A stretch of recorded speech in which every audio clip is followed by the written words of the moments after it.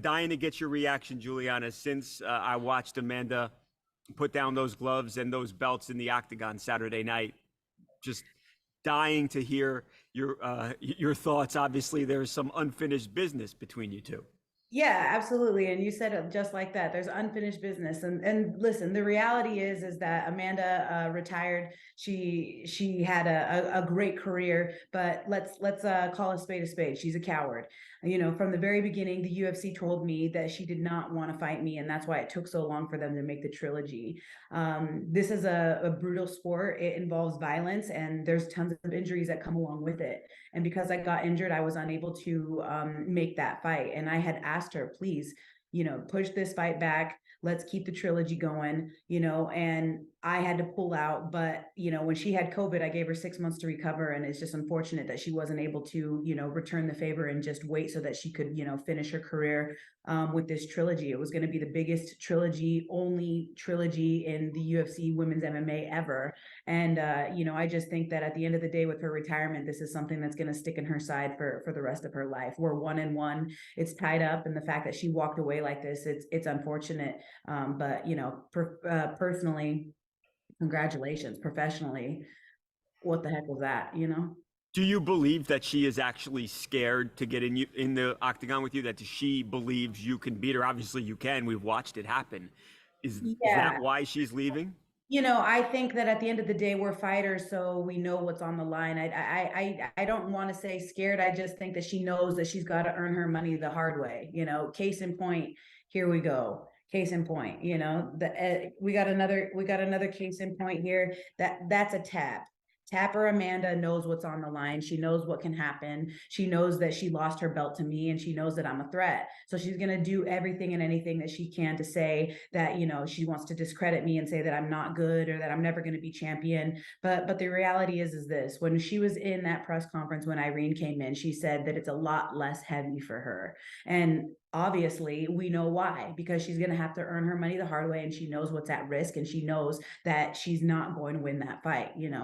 I truly believe that she owes my training partner her win bonus, because if I fought her that night, June 10th, there was no way she was going to get that money anyways. So she's lucky she dodged a bullet.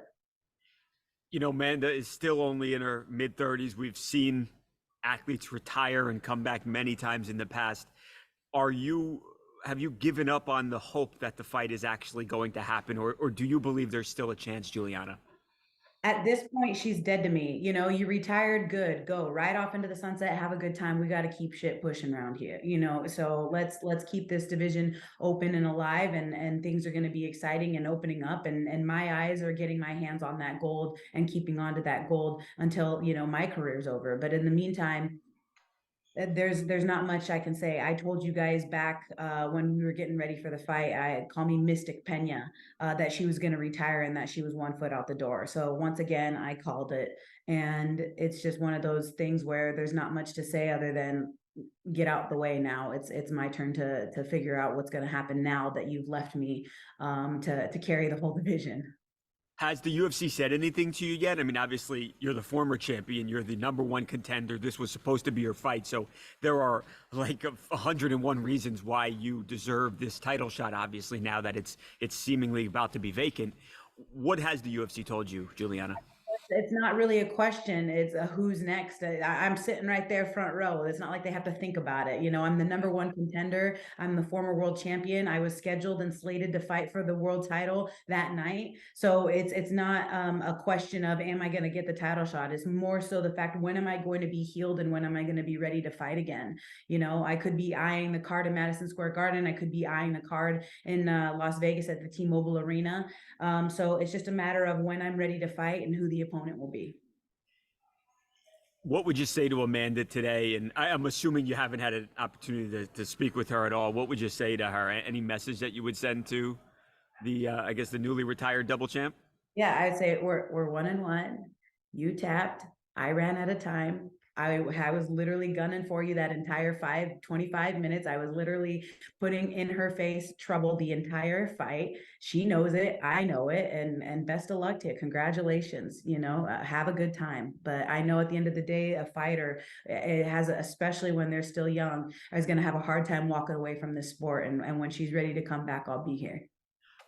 Julia, from a technical standpoint, or maybe it's mental, why have you been able to do what nobody else has seemingly been able to do? It almost looks like the women are defeated when they step in the octagon against Amanda, and it certainly looked like, at least to me, it looked like that with Irina on Saturday. You never had that though, and you said, I'm going to do this, I'm going to take her down, I'm going to grind her out, and you did exactly that. So why were you able to have such success when other women have none?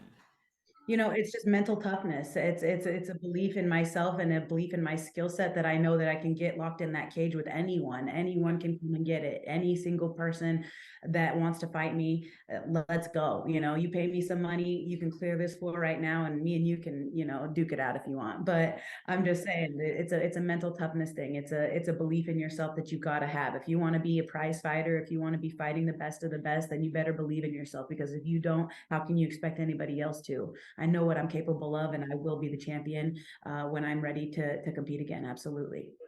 Last question for you. There are just some things that are out of our control, and there's nothing we can do.